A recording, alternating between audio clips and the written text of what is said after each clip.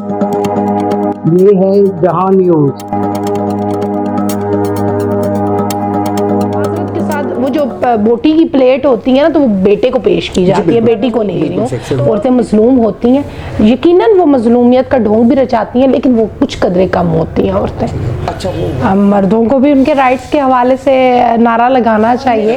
Tag भी लग चुका है कि ये मर्दों के लिए बड़ी बातें करती है, ये बड़ी नकचड़ी है जी, ये बड़ी गुसीली है, ये बड़ी ऐसी है। जो लड़कियां ड्रेसअप, मॉडर्न ड्रेसअप होती हैं, उनके अपने मसाइल हैं। बिस्मिल्लाहिर्रहमानिर्रहीम। अस्सलाम वालेकुम नाज़रीन, मैं हूं वकार ज़ैदी, आप देख रहे हैं जहां न्यूज़। आज मेरे साथ मौजूद हैं एडवोकेट रेहाना खालिक उर्फ जन्नत। माशाल्लाह अपने शोबे में काफ़ी नाम कमाया है इन्होंने, और ये नाम सिर्फ इसी बुनियाद पे कमाया है कि इन्होंने उस शोबे को, उस इल्म को सीखा है, समझा है और फिर उसको अप्लाई किया है। आज बड़ा एक अहम टॉपिक है जिसको हम अपने इस प्रोग्राम में डिस्कस कर रहे हैं, और इसीलिए उस पे माहिराना राय लेने के लिए मैंने जो इंतखाब किया है वो इस खातून शख्सियत का किया है, और वुमेन राइट्स, हकूक़ नस्वां। और मैं समझता हूँ कि जो हमारी आज की मेहमान हैं इस हवाले से खूब ना सिर्फ समझती हैं बल्कि समझाने का फ़न भी जानती हैं। मैं अपने पहले सवाल से पहले अपने मेहमान का तारुफ़ करवाऊँगा। अस्सलाम वालेकुम मैडम, कैसी हैं आप? जी वालेकुम सलाम, आपका बहुत शुक्रिया, आपने प्रोग्राम में मदऊ किया और इस काबिल समझा, आपका बहुत शुक्रिया। आपका भी शुक्रिया कि आप हमारे इस प्रोग्राम में आई, अपना कीमती वक्त निकाला आपने हमारे लिए। मैडम, एक तो मैं पहले टॉपिक से हट के, ये आपके नाम के साथ लफ्ज़ जन्नत, इसकी क्या वजह है? क्यों आप इसको ज़्यादा अहमियत देती हैं? निक नेम तो लोगों ने रखा होता है, लेकिन आप चाहती हैं कि आपको इस निक नेम के साथ ही हर जगह मदऊ किया जाए, बुलाया जाए, मुखातिब किया जाए, इसकी क्या वजह है? देखें, इसकी वजह यह है कि मैं जन्नत के नाम से प्रोग्राम करती रही हूँ। कुछ थोड़ा वो जो लिखना लिखाना होता है वो भी जन्नत के नाम से करती हूँ। बेसिकली आपकी शख्सियात होती हैं, तो जन्नत जो है वो मेरी एक शख्सियत का हिस्सा है, और शख्सियत का हिस्सा जो होता है वो साथ साथ चलता है। मैं अपने पहले सवाल की जानिब आता हूँ। ये हम बड़े अरसे से, मैं तो बल्कि अपने बचपने से ही सुन रहा हूँ, यकीनन आप भी इसी तरह के हकूक़ नस्वां, हमें हमारे हक दिए जाएं, और एक ख़वातीन की जानिब से मुसलसल ये नारे ना सिर्फ लगते रहे बल्कि महसूस भी होता है, हमें अपने इर्द गिर्द भी महसूस होता है कि अब तो हर दूसरी खातून हमसे यही तकाज़ा कर रही है। ये बेसिकली पहले तो हमारे नाज़रीन को ये बताएं और मुझे भी बताएं कि ये क्या हकूक़ हैं। उसकी वजह ये है कि कल को देखें, आप मेरे साथ बैठी हैं, अभी आप ही नारा लगा दें तो मैं बड़ा एकदम से ना वो चौंक जाऊंगा। मुझे ये हकूक़ बता दें ताकि आप और मैं बैठ के ये प्रोग्राम मुकम्मल कर सकें। हकूक़ नस्वां, वुमेन राइट और वुमेन एम्पावरमेंट, मेरा ख़्याल है ये नारा होना ही नहीं चाहिए। नारा इंसानी बुनियादी हकूक़ का होना चाहिए। अगर आप औरत को इंसान समझते हैं तो आप उसको एक इंसान की तरह ट्रीट करें। बिल्कुल वही हकूक़ जो एक मर्द को मिल रहे हैं, या एक बच्चे को मिल रहे हैं, या तीसरी चौथी पांचवी जेंडर को मिल रहे हैं, तो ये इंसानों के हकूक़ होने चाहिए। विमेन एम्पावरमेंट का तो नारा लगना ही नहीं चाहिए, लेकिन बदकिस्मती से इसलिए लग रहा है क्योंकि हकूक़ कहीं ना कहीं पिस रहे हैं, नहीं दिए जा रहे। आप जैसे पढ़े लिखे लोग तो यकीनन औरतों को एक माशरे का हिस्सा समझते हैं, लेकिन हम में से बहुत से ऐसे लोग हैं, मतलब ख़वातीन भी हैं, जो कि औरत को कोई एक अलग मखलूक समझती हैं। तो वो हकूक़ जो एक इंसान के होने चाहिए वही एक औरत के हकूक़ है। तो इससे बेहतर नहीं है कि हम हकूक़ के बजाय उस माशरे को, उस मर्द को, या जो हकूक़ सल्ब कर रहा है उसको इतनी हम, यानी कि क्या कहते हैं कि उसका दिमाग, उसकी सोच को इतनी वसअत दे दें, उसको इतना तालीम याफ्ता कर दें कि वो फिर हकूक़ का मामला ही ख़त्म हो जाए? देखिए, तालीम की ज़रूरत तो हर उस शख्स को है जो हकूक़ मांग रहा है और जिसने हकूक़ देने हैं जी। प्लस आपका लॉ इन्फोर्समेंट नहीं होगा, लॉ जब तक लागू नहीं होगा, कानून लागू नहीं होगा, तो लोग आपको हकूक़ नहीं देंगे। ठीक है। अच्छा मैडम, ये जो हकूक़ का मामला है ये सिर्फ ख़वातीन के साथ ही है, या आप समझती हैं कि मर्दों के भी कुछ हकूक़ होते हैं? देखिए, मैं अपने बिल्कुल, आपने जब इब्ताइया स्टार्ट किया मैंने आपको बताया कि हकूक़ इंसान के होते हैं। जी बिल्कुल ठीक है। हकूक़ is not about male female, हकूक़ इज़ अबाउट ह्यूमन बीइंग। ठीक है। तो अब तो लोग इतने अवेयर हो गए हैं, उनको पता है कि सिर्फ औरतों के, मर्दों के, इंसानों के हकूक़ नहीं, जानवरों के हकूक़ हैं, दरख्तों के हकूक़ हैं, तो बहुत सी जेंडर्स के हकूक़ हो सकते हैं। जी बिल्कुल ठीक है। लेकिन बिलखसूस हमारे मुल्क में क्या ये मुतालबा जायज़ है? क्या समझती हैं कि हालात मुल्क के ऐसे हैं, दही आबादी हमारी और जो शहरी आबादी में जो दूरियां हैं, क्या इधर ये मुतालबा जायज़ है? और इसके साथ साथ हम एक जानिब ये देखते हैं जो हमारा पोश इलाका है वहाँ औरत मार्च भी जन्म ले रहा है, यानी कि ये मुतवातर इस तरह के हम प्रोग्राम्स देख रहे हैं, हम नारे देख रहे हैं, हम आगाही मुहिम देख रहे होते हैं। क्या यहाँ ज़रूरत है इस चीज़ की? देखिए, जहाँ तक विमेन मार्च की है बात, तो ऐसा होता ही क्यों है? क्यों लगाना पड़ रहा है विमेन मार्च का नारा? क्या हकूक़ जो है इंसानों को नहीं मिलने चाहिए? विमेन मार्च का नारा क्यों हम लगा रहे हैं? हम से मुराद बहुत से लोग इसलिए लगा रहे हैं कि उनको पता है कहीं ना कहीं हकूक़ जो है वो सल्ब हो रहे हैं, हकूक़ कहीं ना कहीं इन्फ्रिंज हो रहे हैं। तो क्या आप औरत को प्रॉपर्टी के राइट्स देने के हक़ में नहीं है जो इस्लाम ने दिए, जो कानून ने दिए? क्या आप उसका नान नफ़का नहीं देना चाहते जो कानून ने दिया, इस्लाम ने दिया? क्या उसको आप पढ़ाना लिखाना नहीं चाहते? अगर आपके 2 बच्चे हैं, एक औरत, एक बेटी है, बेटा है, तो क्या आप अपने बेटे को ही पढ़ाएंगे, बेटी को नहीं पढ़ाएंगे? जी, मसावी हकूक़ होंगे ना। तो अगर आप अपनी बेटी को भी पढ़ाएंगे तो फिर हकूक़ तो यही है। बिल्कुल सही। और बाकी जो ख़वातीन वो अपना पोस्टर लेके कुछ नाज़ेबा अल्फाज भी हैं, तो देखें वो तो उनका अपना एक स्टैंस है। ये स्टैंस औरत मार्च को किसी भी तहरीक को अगर शुरू किया जाए, आप बड़ी से बड़ी तहरीकों को देख ले, जब भी शुरू हुई हिस्ट्री ये बताती है कि वो तहरीक कुछ और होती है और बिगड़ के शक्ल कुछ और आ जाती है। या कोई भी फ़लसफ़ा है, कोई दीन है, तो उसको में बिगाड़ पैदा होते हैं। वो लोगों की अपनी सोच होती है, जो नज़रिया देने वाला है, जो तहरीक चलाने वाला है, जो फ़लसफ़ा देने वाला है, उसकी ये सोच नहीं होती। नहीं, तो अभी ये बिगड़ी हुई सूरत है कि अभी ये सही है? देखें, यहाँ तक तो मैं अपना पर्सपेक्टिव देना चाहती हूँ कि औरत को उसके हकूक़, उसकी एजुकेशन के हवाले से, उसकी प्रॉपर्टी के हवाले से, उसकी फाइनेंशियल इंडिपेंडेंस के हवाले से, वो हर जगह पे कॉन्स्टिट्यूशन आपका ये कहता है कि औरत जॉब कर सकती है। उसको उसके जेंडर की बेस पे आप नहीं उसको कह सकते कि आप खातून हैं, ये जॉब नहीं करते। ठीक है, इस तरह के माहौल में कोई फ़र्क ही नहीं होता, होना ही नहीं चाहिए। देखिए, मुझे ये लगता है, बहसियत सहाफ़ी, यानी कि हमने भी जब मुख्तलिफ ट्रेनिंग्स ली तो उसमें हमें ये बता दिया गया था कि फ़ीमेल मेल वाला वो कोई चीज़ नहीं है, जेंडर है ही नहीं। जी। जो ख़वातीन हैं वो अपने आप को मर्द समझे और जो मर्द हैं वो ख़वातीन भी समझे हैं। इस तरह देखिए, मैं तो अपने आप को मर्द समझ सकूंगी, लेकिन क्या आप अपने आप को औरत समझेंगे? देखिए, आप अपने आप को औरत समझेंगे? मैं जिस तरह की करता हूँ ना, उसमें मैं भी समझ सकता हूँ कि मैं एक औरत समझेंगे नहीं, वो उस ये नहीं समझेंगे। तो व्यूअर्स ये नहीं समझेंगे, मैं समझ सकती हूँ। तो इट्स मीन आप यहाँ पे देख लें कि किस हद तक औरत दबी हुई है। अच्छा, नहीं देखें, ये जो आपने एकदम से मजलूमियत का साथ किया, बहरहाल आप औरत ही हैं। अच्छा, मुझे ये बताएं कि ये जो हम अमूमन ये देखते आए हैं कि जब भी औरत के हकूक़ और ये जो हकूक़ नस्वां वाला ज़िक्र होता है ना, तो बिलखसूस जो मर्द होते हैं ना, मर्द में भी ख़ास, यानी कि शौहर अगर उस औरत का हो, तो यानी अगर घर में वो नारा मियाँ बीवी भी देख रहे हो ना, तो बीवी शायद सवालिया नज़रों से शौहर को देखे और शौहर एकदम से अपने आप को मुजरिम फील करता है।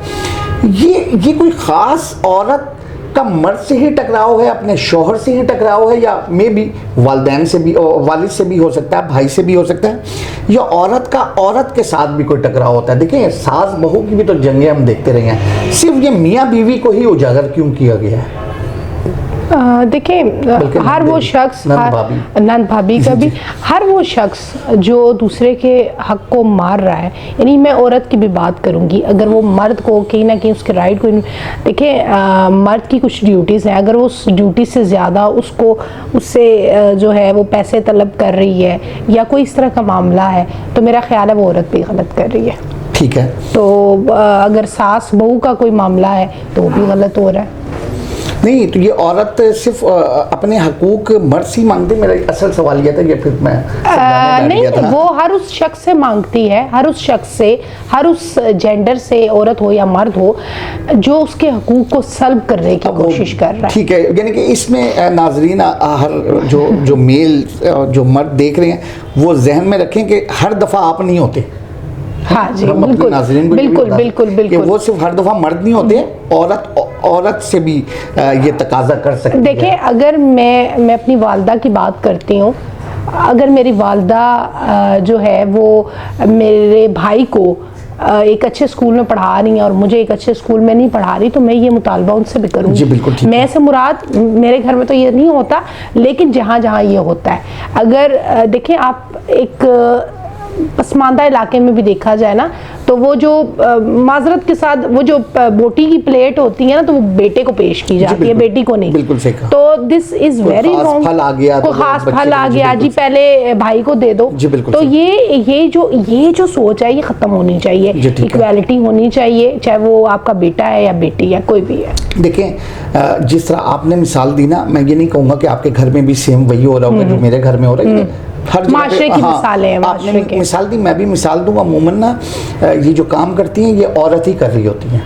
अगर हाँ बेटे बिल्कुल, को बिल्कुल बिल्कुल बिल्कुल, तो उसमें भी मर्द की गलती नहीं, और अमूमन वो फिर ये कह भी देती हैं कि ये तुम्हारे अब्बू ने कहा था कि बेटे को ये, और हालांकि अब्बू ने कहा नहीं होता अब्बू ने। तो यहाँ भी तो फिर वो मामला वही है, कहीं ऐसी मिसाल तो नहीं है कि पहले वो क्या कहती हैं कि पहले मारना और मार खा जाए तो फिर चीखना कि भाई मेरे साथ जुल्म हो गया और ये हो गया वो। देखिए, ये मजलूमियत तो कोई भी एक मजलूमियत का ढोंग रचाना एक अलग बात है और मजलूम होना एक अलग बात है। तो हमारे यहाँ जो है यूजुअली मैंने ये देखा है औरतें मजलूम होती हैं। देखिए, मेरा अपना एक पर्सपेक्टिव है, मैं वही दे रही हूँ। औरतें मजलूम होती हैं, यकीनन वो मजलूमियत का ढोंग भी रचाती हैं, लेकिन वो कुछ कदरे कम होती हैं औरतें। अच्छा, वो वाकई मजलूम होती हैं। और जो मर्द होते हैं बेचारे, देखिए मजलूम कोई भी शख्स हो सकता है। ठीक है। मुझे ये बताइए, अब अगले सवाल की जानिब आते हैं। ख़वातीन को अमूमन हम कहते हैं कि हरासमेंट का सामना है जब ये घर से बाहर निकलती हैं, ये जॉब कर रही होती हैं। पहले नंबर पे तो ये कि क्यों करती हैं, ठीक है ना, क्यों बाहर निकल रही हैं, लेकिन वो फिर आड़े आ जाती है कुछ मजबूरियाँ, कुछ शौक़, दीगर मामलात। तो इस तरह उनको अपने अमले से, जो जिस स्टाफ के साथ है उनके साथ भी अमूमन शिकायत आती हैं, ऑन रिकॉर्ड भी हैं। जो हमारे पाकिस्तान के इदारे हैं उनके पास भी ऐसी शिकायत आई हैं और अजाला भी हुआ है। तो क्या ये ख़वातीन के साथ ही मामला रहता है या कभी कभी मर्द भी इस तरह के मामले का निशाना बनते हैं? जी, मैं ये समझती हूँ कि हर वो इंसान, चाहे वो किसी भी जेंडर से ताल्लुक़ रखता हो, मैं बार बार यही कह रही हूँ कि वो मज़लूम हो भी सकता है, वो जालिम भी हो सकता है। और ख़वातीन जहाँ तक काम करने की बात है, तो ख़वातीन को बाहर जो है वो आना शायद उनकी मजबूरी है। और बिल्कुल उसी तरह जिस तरह एक मर्द को कमाना चाहिए, एक औरत को भी कमाना चाहिए। और that all I know about it. अभी आपने एक बात की और इसी से मुझे एक सवाल आ रहा है, तो मैं इजाज़त है कर? जी जी बिल्कुल। अच्छा, कमाने के लिए तो दोनों कहते हैं, हकूक़ के लिए वैसे भी कहती है औरत के भाई मर्द और औरत गाड़ी के दो पहिए की मानते हैं, मर्द भी मानता है, बल्कि मर्द भी कहता है। फिर जब ये कमा भी लेती हैं तो फिर ये जब खर्चे की बारी आती है तो वो औरत मर्द की तरफ इशारा क्यों करती है हर मामले में? भाई ये बिल भी आपने जमा कराना है, बच्चों की फ़ीस भी आप ही की ज़िम्मे है, मकान का किराया भी, गाड़ी में पेट्रोल भी। उस टाइम सिर्फ मर्द ही क्यों निशाना बनते हैं? अच्छा, देखें, कानून प्लस रिलीजन, ये जिम्मेदारी मर्द की है। जी बिल्कुल, ठीक हो गया, बिल्कुल सही। लेकिन मैं खुद ये बात समझती हूँ कि जब अगर आप, चूँकि ये रिलीजियस प्रोग्राम तो है नहीं कि मैं रिलीजियस हवाले दूँ, लेकिन फिर भी जो हमारा माशरा है हालात को देख के चल रहे हैं। नबी पाक सल्लल्लाहु अलैहि वसल्लम की जो वाइफ थी हज़रत खदीजा, वो सारे एक्सपेंसेस बेयर करती थी इनिशियली। हज़रत मोहम्मद सल्लल्लाहु अलैहि वसल्लम ने अपनी जो भी लाइफ है वो मेहनत की, ऑफ कोर्स वो मेहनत करते थे सारी, लेकिन वो एक्सपेंसेस जितना इस्लाम जो फैला वो हज़रत खदीजा के फाइनेंस में फैला। ठीक हो गया। तो जहाँ तक ख़वातीन जो हैं, वो जो आप बात कर रहे हैं, खर्चा नहीं करती या यूटिलिटी बिल में नहीं, तो उनको करना चाहिए। अगर वो राइट इक्वल मांगती हैं तो उनको बिल्कुल यूटिलिटी बिल में भी इक्वल शेयर करना चाहिए, लेकिन ये जिम्मेदारी मर्द की है। नहीं, मैं देखें जो मर्द की औरत के लिए जिम्मेदारी है ना, उस जिम्मेदारियों के बाद मैं ये नहीं कहूँगा कि हर जगह पे मर्द सही होगा। मैं खुद एक्सेप्ट करता हूँ कि गलत भी होंगे, लेकिन औरत अमूमन जब घर से बाहर निकल रही होती है ना, तो वो कहती है कि नहीं जी हमारा वो मानती है, वो कहती है असल में हालात ऐसे हैं, महंगाई ऐसी है, तो मुझे भी बाहर निकलना, मैंने भी जॉब करनी है, कोई बिजनेस करना, किसी भी अंदाज में, या थोड़ी सी घर की तरफ से भी प्रेशर होगा कि तुम भी बेटा कर लो, पढ़ी लिखी हो। लेकिन जब खर्चे की बात आती है ना, तो वो एकदम से वो सारी बातें भूल जाती है। वो कहती है वो इसमें, क्योंकि जिम्मेदारी देखिए, आपने माशरा इस तरह का बनाया ना जी, आपने माशरा इस तरह का बनाया। आपने, माँ हमेशा यही बात कहती है कि नहीं तुम रहने तो भाई ये जो है बाहर से जाके ले आएगा, भाई ये ले आएगा, भाई ले आएगा, फिर बाप ये कर लेगा। तो आपने अपनी बेटी की, अब देखिए बेटी से मुराद वो माशरा ही बनता है ना, बेटियां बहुत सारी कलेक्टिवली, माशरे की सोच यही है कि बेटे ने ही जो फाइनेंस करने हैं। ये मैं अपनी सोच नहीं बता रही, ये माशरे की ऐसी सोच है। तो अब जो है आप देखें, बहुत सी ख़वातीन हैं वो अपने हकूक़ के लिए आवाज़ भी उठाती हैं और बच्चों की फीसेस दे रही होती हैं, वो घर के बिल दे रही होती हैं, घर के रेंट दे रही होती हैं। मैडम, हमारे मुल्क का माशरा जो हमारे जिस जगह पे हम रह रहे हैं, जो हमारा माशरा है, अगर हम अमूमन ये बात करते हैं, और आप भी यकीनन आपने सुनी भी होगी, आप भी कह सकती होंगी कि मर्द किसी मार्केट में, पब्लिक प्लेस पे औरत पे हाथ उठाए ना, तो लोग कहते हैं यार बड़ा गलत किस्म का मर्द है। और औरत अगर मारे ना मर्द को, तो लोग कहती हैं, वही लोग, खवातीन कम, जो आवाम खड़ी, मर्द ज्यादा खड़ी हो, वो कहते हैं यार यकीनन इसने पंगा किया कुछ, तभी औरत ने मारा है। तो मर्द तो ज्यादा मजलूम हुआ। वो तो मसलन रद्द अमल भी अगर देना, तो वो कहते हैं यार तुझे ये नहीं करना चाहिए था, वो तो औरत थी ना, अगर उसने कुछ कर दिया तो खैर है, तू सब्र कर ले, तू समझदार है, तू बड़ा कूल माइंड है। मतलब हर जगह पे। तो ये हकूक़ नस्वां के बाद आप कोई नारा तजवीज़ कर दें हमारे इस प्रोग्राम, मर्दों के लिए क्या होना चाहिए? मर्दों को भी उनके राइट्स के हवाले से नारा लगाना चाहिए, और बिल्कुल लगाना चाहिए। क्या हमारे नारे में आप खड़ी होंगी? देखिए, मैं इंसानों के नारे में खड़ी होंगी, मैं किसी जेंडर के नारे में कभी भी नहीं खड़ी होंगी। लेकिन चूंकि जो तबका या जो जेंडर पिस रहा है, अगर वो तीसरी जिन्स भी है, अगर वो ख्वाजा सरा भी हैं, तो मैं यकीनन उनके साथ भी खड़ी होंगी। हर वो शख्स, चाहे वो मर्द है, और बल्कि सोशल मीडिया पे या मीडिया पे तो लोग मुझे कहते हैं कि आप क्यों औरतों के ख़िलाफ़ इतनी बातें करती हैं, आप मर्दों का क्यों साथ देती हैं। तो हर वो शख्स जो पिस रहा है, चाहे वो मर्द है, औरत है, तीसरी चौथी पाँचवीं जिन्स है, तो हम सब को उन्हीं के साथ खड़ा होना चाहिए। ठीक हो गया। अच्छा मैडम, मुझे ये बताएं कि बहैसियत वकील आप, क्योंकि एक बड़े मुअज़्ज़ज़ पेशे के साथ हैं, लोगों को इंसाफ दिलवा रही हैं, और अभी आपने खुद कहा कि मैं मर्दों के हक़ में भी आवाज़ उठाती रही हूँ, और इस तरह, ठीक है, और मेरे पे एक टैग भी लग चुका है कि ये मर्दों के लिए बड़ी बातें करती है। अच्छा, टैग भी लग तो फिर तो मर्द बड़े खुशकिस्मत हुए। बहरहाल, आप क्या समझती हैं, क्या आपको अपने, क्योंकि ये जो थाना कचहरी का हमारे इस माशरे में एक बड़ा सख्त किस्म का वो एक है कि बड़े यार मुश्किल हालात होती है ना। अच्छा, फिर हमारे जहनों में फ़ौरन आता है कि जो मुजरिमान और मुलजिमान ये सारे इधर ही पाए जाते हैं, ठीक है, जबकि होते ही है माशरे से ही आए हुए होते हैं इधर, लेकिन एक छत तले मिल जाते हैं।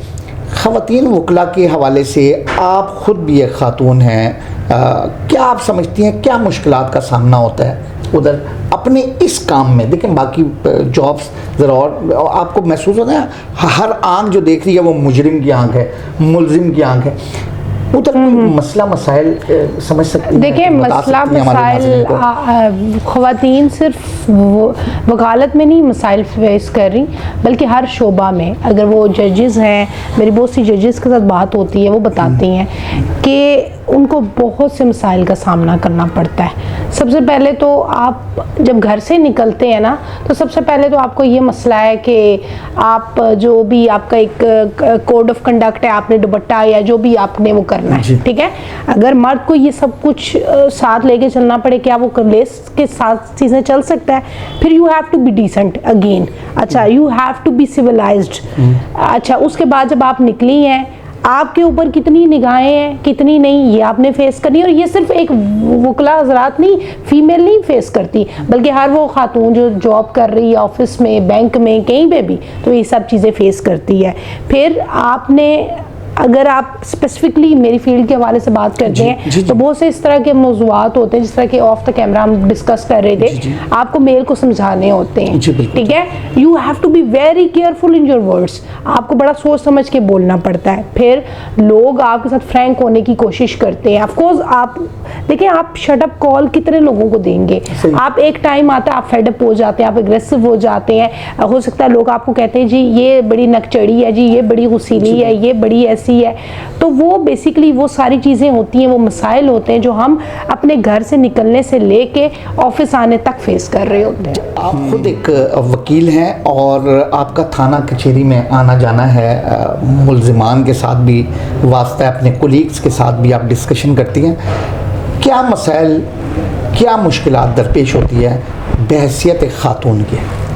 खातून जब घर से निकलती है ना तो वहाँ उसको डिसेंट कपड़े चूज़ करने, उसको जो है अपना जो भी स्कार्फ है, दुपट्टा है सर पे करना है, उसको चादर करनी है। यहाँ से लेके खातून ने मर्द के साथ जो है वो बातचीत करनी है और किस हद तक करनी है, अपने वर्ड्स को किस तरह, क्योंकि अगर देखें एक वकालत या आपका एक प्रोफेशन है, अगर आप तलाक या इस तरह के मसाइल के हवाले से मर्द आपके पास आते हैं तो ये बड़े ही डीप डाउन जाके आपको उनको आंसर करना होता है, एक्सप्लेन करना होता है। इसमें भी आपको बड़ा मोहतात रह के जो है जवाब देने हैं कि ये ना हो कि जो नेक्स्ट सुनने वाला बंदा है वो शायद आप को जो है वो आपकी ज़ात के ऊपर अटैक करना शुरू कर दे, तो आपको बड़े मोहतात होके बात करनी पड़ती है। तो इट्स नॉट अबाउट कि ख़ातून जो है वो सिर्फ अदालतों में ही मसाइल मतलब उनको सामना करना पड़ा है। हर जगह पे एक जजेस हैं, वो मेरे साथ बात करती हैं, वो भी बताती हैं उनको उनके सीनियर्स के साथ कितने मसाइल पेश कर होने पड़ते हैं। लाइक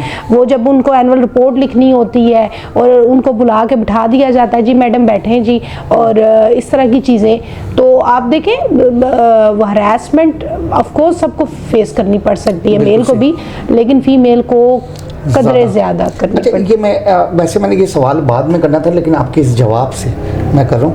मुझे ये बताइएगा कि एक बहुत ज़्यादा बुर्का पोश टाइप खातून हो, बापर्दा खातून हो, उसको ज़्यादा मसाइल का सामना है, या एक बहुत ज़्यादा मॉड टाइप की खातून हो, मॉडर्न सी हो, मॉडर्न से ड्रेस पहने हुए हो, मेकअप किया हुआ, उसको ज़्यादा मसाइल का सामना है मर्दों की जानिब से? देखें, जो कि हमारा माशरा है ना, दोनों के मसाइल अलग अलग है। एक खातून है जो बुरखा पोश है, वो माजरत के साथ आपकी बड़े बड़े ऑफिस में कहते हैं कि आप ऐसा हुलिया बना के ना आए।